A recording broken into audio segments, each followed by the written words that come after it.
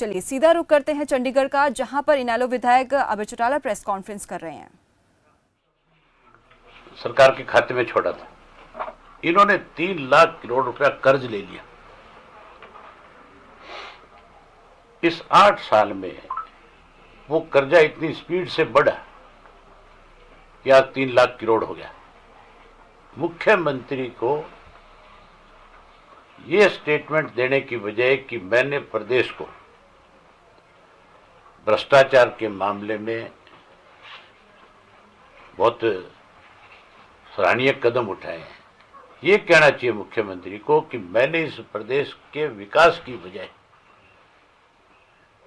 इस प्रदेश का विनाश कर दिया और प्रदेश के हर नागरिक को, हर पैदा होने वाले बच्चे को 1 लाख रुपए से भी ज्यादा, आज कोई बच्चा पैदा होता है तो कर्जा लेकर के होता है। मुख्यमंत्री को श्वेत पत्र जारी करना चाहिए इसके ऊपर सरकार की तरफ से कि ये 3 लाख करोड़ रुपया जो कर्जा है, इस कर्जे को कैसे तो वापस करेगा और ये जो कर्जा लिया है इसको प्रदेश के अंदर कहां कहां पे खर्च कर रहा है। केवल विधानसभा में बजट में ये बताना कि हम इस मद में ये पैसा खर्च कर रहे हैं, उसका ये विवरण भी देना चाहिए कि हमने इस डिपार्टमेंट में ये पैसा इस जगह पे खर्च किया है,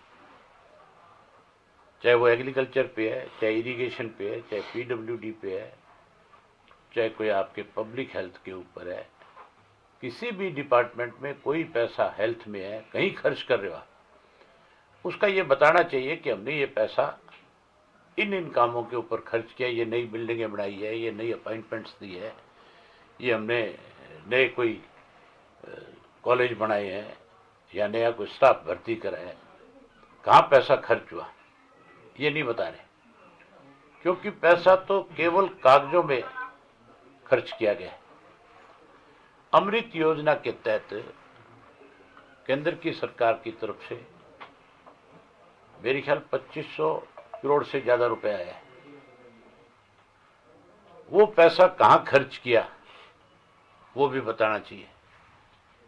एक पैसा यहां हमारे प्रदेश के अंदर नहीं, देश के अंदर पूरे में स्मार्ट सिटी के नाम का आता है, वो पैसा कहां खर्च किया, वो कितना पैसा है वो बताना चाहिए।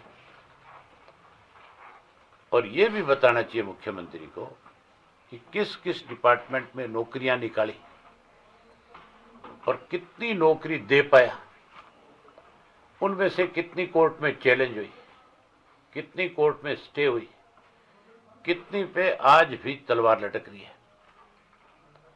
केवल ये कहना कि बेरोजगारी खत्म कर दी, भ्रष्टाचार पे रोक लगा दी, ये लोगों को गुमराह करने वाली बात है। मुख्यमंत्री जी को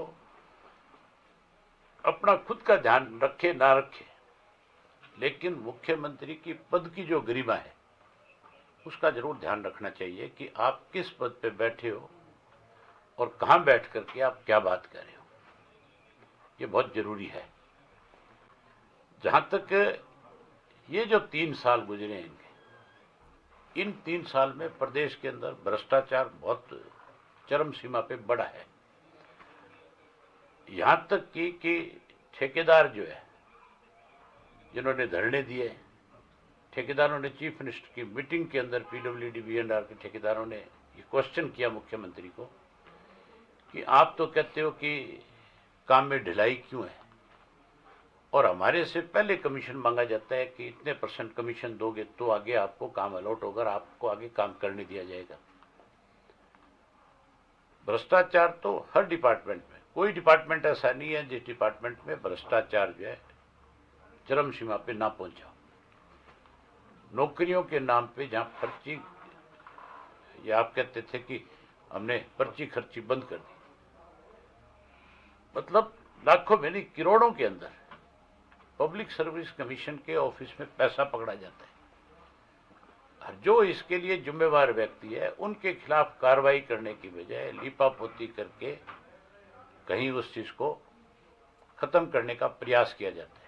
और अब तो जो मुख्यमंत्री ने अपने खुद के ऑफिस के अंदर एक अपॉइंटमेंट करी है, उससे तो आप खुल करके ये कह सकते हो कि अब भ्रष्टाचार की सारी सीमाएं लांघ दी जाएंगी, क्योंकि जो व्यक्ति आज मुख्यमंत्री का राजनीतिक सलाहकार लगा है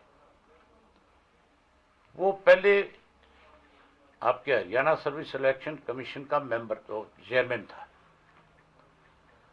और उसको इस मुख्यमंत्री ने स्वयं इस बात के लिए सस्पेंड किया था कि उनके ऑफिस में नौकरियों के नाम के ऊपर बड़ी धांधली हुई थी, पेपर लीक कराए गए थे, पैसे लिए गए थे। ये सब चीजें जब पकड़ी गई तो मुख्यमंत्री ने उनको सस्पेंड कर दिया। ये भी इतिहास में पहली दफा था कि किसी को पहले मुख्यमंत्री सस्पेंड करता है और फिर मुख्यमंत्री क्लीन चिट देता है, फिर मुख्यमंत्री उसको अपना राजनीतिक सलाहकार रख लेता है। तो अब तो सारी सीमाएं लांघ दी जाएंगी। अब कोई ये कहने वाला नहीं होगा कि हमने कहीं भ्रष्टाचार पे कोई अंकुश लगाने का काम किया। अब तो भ्रष्टाचार पे स्टैंप लगी। जहां भ्रष्टाचार बढ़ा वहां महंगाई भी चरम सीमा पे चली गई। महंगाई बढ़ गई, बेरोजगारी बढ़ गई, कानून व्यवस्था खत्म हो गई। नशे का इतना बड़ा कारोबार आज हरियाणा के अंदर है, जो बारी बारी ये कहा जाता है कि हम नशे पे रोकथाम लगाएंगे। अब नशा जो है मेरे ख्याल से पहले से कई गुना बढ़ गया। कोई गांव, शहर, कस्बा ऐसा नहीं बचा जहां नशे का कारोबार नहीं है। मैंने इन दिनों में हरियाणा प्रदेश के अलग अलग डिस्ट्रिक्ट्स में अलग अलग गांव, शहर, कस्बों की विजिट किए। खास करके जिला परिषद के जो चुनाव थे इनमें मैं सरसा में, फतेहाबाद में, हिसार में, इनमें सब जिलों में खुल जाकर के आया। हर गांव के लोग जो है खास करके चिट्टा, स्मैक, कैप्सूल और गोलियों के बारे में खुल करके कहते हैं कि जी हम जिसको पकड़ा के आते हैं पुलिस में वो ही हमारे घर पहुंचने से पहले हमारे घर के दरवाजे पे आकर के गालियां देनी शुरू कर देता है। उसको पुलिस कार्रवाई करने की बजाय छोड़ देती है। इसका मतलब सरकारी संरक्षण है। आज नशा बढ़ गया, भाई बेरोजगारी और ज्यादा बढ़ गई, उसके साथ साथ नौकरियां नहीं है। बड़ी हैरानी की बात है, यहां रोज ये कह दिया जाता है कि हम नई इंडस्ट्री लेकर के आ रहे हैं। अब तक जिन इंडस्ट्री को लाने की बात की जा रही है उनके लिए जमीन एक्वायर्ड नहीं है। हमारे यहाँ घोषणा कर दी जाती है जाकर के कि 600 करोड़ का प्रोजेक्ट सिरसा में आ रहा है। आज जिस हॉस्पिटल को, मेडिकल कॉलेज को बनाने की बात की जा रही थी वो जमीन आज तक एक्वायर नहीं है। केवल झूठ बोलने का काम सरकार कर रही है। इस 8 साल में स्वयं झूठ बोलने के इन्होंने लोगों को कोई भी राहत प्रदान नहीं करी। मुख्यमंत्री को श्वेत पत्र जारी करना चाहिए। खास करके जो कर्जा लिया हुआ है, इस कर्जे के ऊपर मुख्यमंत्री जी को खुल करके बताना चाहिए कि कर्जा हमने क्यों लिया। कल एक नई बात थी, मुख्यमंत्री कह रहा था कि कैसे जो है फजूल खर्ची पे रोक लगाई जाए, और विशेष करके इस बात पे बहुत जोर दिया जा रहा था मुख्यमंत्री की तरफ से कि जो डॉक्टर्स हैं, जो बच्चे पढ़ रहे हैं, स्टूडेंट हैं, जिनसे 10 लाख रुपया साल का ले रहे हैं, जिसका आज बहुत बड़ा विरोध हो रहा है। मुख्यमंत्री से जब प्रेस के लोगों ने पूछा कि आप ये इसके ऊपर क्या फैसला करोगे, तो मुख्यमंत्री का जवाब था कि 3 लाख करोड़ का कर्जा है वो मैं कैसे उतारूंगा। साथ ही साथ ये कह रहा था कि एक डॉक्टर को पढ़ाने के लिए, बनाने के लिए कई लाख रुपया खर्च होता है। सरकार की पॉलिसी है, सरकार एक तरफ तो एजुकेशन को बढ़ावा देने के लिए जहां फ्री एजुकेशन की बात करती है, चाहे वो टेक्निकल एजुकेशन है, चाहे वो कोई आपकी इंजीनियरिंग की तरफ जाने वाली बात है, किसी भी सब्जेक्ट की, हर एक के मैनिफेस्टो को उठा करके देखो, सबने ये कह रखा है कि हम ज़्यादा से ज़्यादा बच्चे आगे बढ़ सके, हमारा बच्चे जॉब ओरिएंटेड पोस्टों पे जा सके।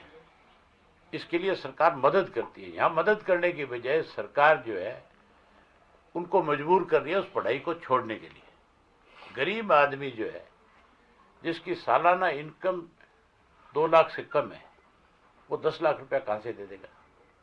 उसका बच्चा अगर मेडिकल कॉलेज में है तो उसका पैसा कहाँ से आएगा? आखिर मजबूर होकर के उसको वो पढ़ाई छोड़नी पड़ेगी। इसका मतलब आप एक बच्चे का भविष्य सिर्फ आप अपनी छोटी सी बेवकूफ़ी की वजह से कर रहे हो। दूसरी तरफ इनसे तो कह रहे हैं कि हम ये पैसा वसूल करेंगे, और खुद सारा दिन जो है हेलीकॉप्टर, हवाई जहाज अपने ऊपर रोजाना लाखों लाखों रुपया खर्च कर रहे हैं। अगर उस पैसे को बचाएं और उस पैसे को सरकार इस तरह से खर्च करे तो फिर मान करके चलो हम उस सरकार की बड़ाई करेंगे कि सरकार कोई अच्छा काम कर रही है। आज तो अपने ऊपर तो पैसा खर्च कर रहे हैं, अपनी सुविधाओं के लिए तो कितना ही रुपया रोज पानी की तरह बहाया जा रहा है, और जो लोगों की नीड है उसके ऊपर पैसा खर्च करने की बजाय लोगों को परेशान कर रहे हैं। आज की डेट के अंदर किसान गेहूं की बिजाई की तरफ बढ़ रहा है, डीएपी खाद नहीं मिल रही। जब खेत में पानी देने का समय आएगा, जब कोर लगेगी कणक की, तो यूरिया नहीं मिलेगी। आज हर वर्ग के व्यक्ति को इस सरकार ने परेशान किया है।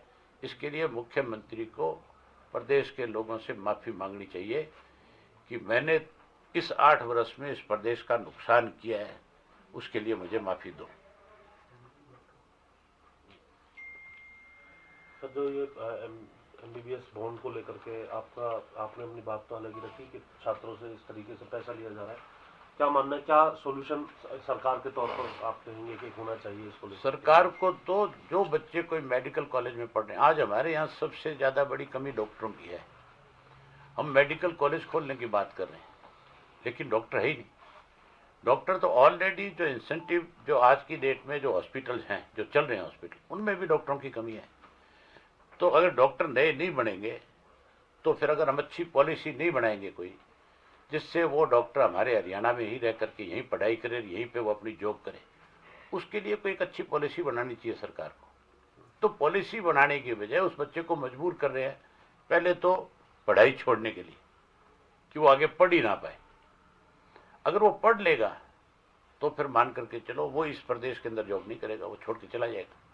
इसीलिए बॉन्ड की शर्त रखी है। हाँ, ये बॉन्ड की शर्त गलत है, इसको हटाना चाहिए। सरकार को और अच्छा इंसेंटिव देना चाहिए कि जो रूरल एरिया में जाकर के जॉब करेगा उसकी तनख्वाह में 10, 15, 20% बढ़ोतरी करनी चाहिए, ताकि वो खुश होकर के जा करके वहाँ अपनी जॉब करे और वहाँ से सीख करके। कोई भी डॉक्टर जो बनता है, ग्रामीण जो पृष्ठभूमि का बच्चा है, वो चाहता है कि मैं अपने गांव में जाकर के लोगों की सेवा करूं। डॉक्टर सेवा के लिए बनता है, डॉक्टर तनख्वाह के लिए नहीं बनता। ये मुख्यमंत्री की सोच गलत है कि एक डॉक्टर को बहुत अच्छी तनख्वाह मिलती है और डॉक्टर उस तनख्वाह से अपना पैसा पूरा कर लेगा। तनख्वाह से तब पैसा पूरा करेगा जब फीस देने के लिए पैसा होगा। आप मुझे बताओ कि जिस घर के परिवार के पास 10 लाख रुपया सालाना इनकम होगी, क्या वो अपने बच्चे को मेडिकल कॉलेज में पढ़ा सकता है? अगर उसके 2 बच्चे घर में हैं तो फीस कहाँ से देगा? इसका मतलब वो कर्जा ले लो, अपने आप को गिरवी रख दो, अपने आप को बेच दो, उसको मजबूर कर रहे हो आप। आपको इंसेंटिव देना चाहिए, उसके लिए कोई अच्छा रास्ता निकालना चाहिए, उसके लिए बाकायदा कोई ऐसा फॉर्मूला बने जिससे और बार के बच्चे आकर के हमारे यहाँ पढ़े और हमारे यहाँ डॉक्टरों की कमी को पूरा करें। सीएम साहब का कहना था कि सरकारी में आने की जगह उन्हें प्राइवेट में ज्यादा पैसे मिलते हैं, इसलिए वो वहाँ चीफ मिनिस्टर की सोच ही छोटी है। चीफ मिनिस्टर की सोच छोटी होगी ना इस पे। भाई चीफ मिनिस्टर का काम है लोगों को जो है ज्यादा से ज्यादा मदद करना। सरकार का क्या काम है? सरकार का काम पैसा कमाना नहीं है। सरकार का काम होती है लोगों को सुविधाएं देना और ज्यादा से ज्यादा सुविधाएं देना। अगर आप अच्छी सुविधाएं दोगे तो लोगों का आपकी सरकार के प्रति भरोसा बढ़ेगा, लोग आपके प्रदेश के लिए अच्छा काम करेंगे। यहाँ तो बिजनेस कर रहा है चीफ मिनिस्टर, यहाँ तो कर्जा उतारने के लिए वो आपके जो वहाँ की गुड़गांव के पास जो जमीन है, उसकी क्या नाम है, मानेसर की, वो जो किसानों की जो जमीन है उसके भी नोटिस दे रखे हैं उस जमीन को एक्वायर करने के। और जब वहाँ के किसान आकर के मिले तो उनको चीफ मिनिस्टर आगे से कहते हैं कि मैं कर्जा कैसे उतारूंगा, मैं अगर ये जमीन छोड़ दूंगा तो कर्जा कैसे उतरेगा। तो किसान की जमीन लेकर के कर्जा उतारोगे आप प्रदेश का? आप कोई ऐसा काम करो जिससे आपका रेवेन्यू शेयर बढ़े, कोई आप अच्छी इंडस्ट्री लेकर के आओ, कोई अच्छी पॉलिसी बनाओ, सेक्टर काटो। सेक्टर काटने बंद कर दिए, हम बिल्डर की मदद कर रहे हैं। अगर तो ये करे हमें एक्वायरमेंट करेंगे नहीं जमीन, हम वो सिस्टम अरे भैया जो देना चाहेगा किसान पोर्टल पे दे नहीं, वो वहां जमीन एक्वायर कर रहे हैं। आप कैसे, आपको कैसे कर रहे हैं? चीफ मिनिस्टर वहां नोटिस क्यों दे रखे हैं? वो तो पहले झूठ बोल रहा है चीफ पहले जो रखी है। नहीं नहीं नहीं, चीफ मिनिस्टर झूठ बोल रहा है इस बात के लिए। पहले से क्या मतलब है? तुम्हारी पॉलिसी क्या है? अगर पहले किसी सरकार ने कोई नोटिस दे दिया और तुमने नई पॉलिसी बना ली, तुम अपनी नई पॉलिसी के तहत चलो। तुम नई पॉलिसी के साथ क्यों नहीं चलते? वहां क्यों नहीं पॉलिसी लागू होती? वहां पे भी तो पॉलिसी लागू होनी चाहिए। पर वहां सिर्फ उस जमीन को लेकर के बिल्डरों को देना चाहता है, वहां से पैसा इकट्ठा करना चाहता है। 2024 के चुनाव के लिए पैसा चाहिए इनको, पार्लियामेंट के लिए चाहिए, असेंबली के लिए भी चाहिए। आपने देखा नहीं किस तरह से मजाक उड़ा रखा है। तेलंगाना के एमएलए को खरीदने के लिए 25-25 करोड़ की ऑफर दी जाती है, पंजाब के एमएलए को खरीदने के लिए पैसों की ऑफर दी जाती है। सब जगह पैसा ही सब कुछ है इनके लिए। इसका मतलब सरकार नहीं है, इसको इन्होंने इंडस्ट्री बढ़ा दिया। सर, फसल अभी बीते दिनों काफ़ी खराब हुई थी। अभी कल डिप्टी सीएम ने प्रेस कॉन्फ्रेंस भी की, उसमें बताया कि करीब 85 करोड़ रुपए की फसल जो है, जो मंडियों में अनाज था वो खराब हो गया। करीब 44,000 मीट्रिक टन के आसपास का कुछ है। कह रहे कि अब हमने इंक्वायरी बिठाई है, देख रहे हैं कि क्या है, किसकी लापरवाही से खराब हुआ, अधिकारियों से रिकवरी करेंगे, इस तरह की बातें कह रहे हैं। आज तक कोई एक भी इंक्वायरी जो हुई है उसमें किसी के खिलाफ कोई कार्रवाई हुई है? शराब घोटाला हुआ, धान घोटाला हुआ। तो अभय चौटाला ने प्रेस कॉन्फ्रेंस में हरियाणा सरकार पर जमकर निशाना साधा है। उन्होंने कहा कि प्रदेश का विनाश कर दिया है हरियाणा सरकार ने। हरियाणा सरकार को सभी खर्चे का ब्यौरा देना चाहिए। पैसा केवल कागजों में खर्च किया है, ये भी बताना चाहिए कि कितनी नौकरियां निकली है। इन 3 सालों में करप्शन चरम सीमा पर बढ़ा है। तो ये तमाम बातें इनेलो नेता अभय चौटाला ने प्रेस कॉन्फ्रेंस के माध्यम से कही है। हरियाणा को कर्ज में डुबा दिया गया है। सीएम बताएं हरियाणा पर कितना कर्ज और कैसे हुआ है। मनोहर लाल मुख्यमंत्री पद की गरिमा का कर रहे दुरुपयोग की तमाम बातें अभय चौटाला ने प्रेस कॉन्फ्रेंस में कही है। तो सरकार पर लीपापोती का भी आरोप लगाया है अभय चौटाला ने। अब तो भ्रष्टाचार पर स्टैंप लग रहा है। प्रदेश में अपराध तेजी से बढ़ रहा है। तमाम ऐसे आरोप हैं जो हरियाणा सरकार पर लगाए गए हैं इनेलो नेता की ओर से। प्रेस कॉन्फ्रेंस में आपको बता दें कि ये प्रेस वार्ता चंडीगढ़ में आयोजित की जा रही है। हरियाणा में सबसे ज़्यादा कमी है डॉक्टरों की, और डॉक्टरों की पढ़ाई ही महंगी कर दी गई है। तो डॉक्टरों की पढ़ाई को लेकर भी बातचीत की है, मीडिया के माध्यम से अपने सुझाव भी दिए। अभय चौटाला ने प्रेस कॉन्फ्रेंस में फीस बढ़ाओ तो गरीब का बच्चा कैसे पढ़ेगा,